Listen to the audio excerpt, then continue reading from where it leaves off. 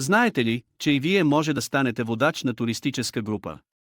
Ние от Host B2B организираме курс подготовка за водач, придружител за туристически групи. За длъжността водач, придружител, не се изисква специална диплома или сертификат и няма възрастово ограничение.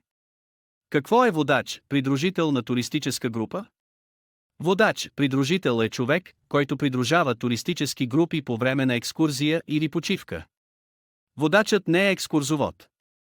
Водачът следи за цялостното изпълнение на туристическата програма.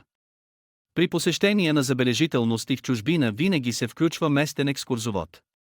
За кого е подходяща дейността, водач, придружител на туристическа група? Хора, които искат допълнителна работа. Хора, които обичат и искат да пътуват. Хора, които искат да сменят професията си. Подготовката се състои от две части. Теоретична и практическа част. За успешно преминалите теоретичната подготовка за водачи на туристически групи, ние от Host B2B организираме интервю с туристически фирми, които търсят водачи, придружители на туристически групи. Подробна информация за длъжността водач на туристически групи може да научите от нашата интернет страница hostb2b.eu. Или да позвоните на 0877 956 199.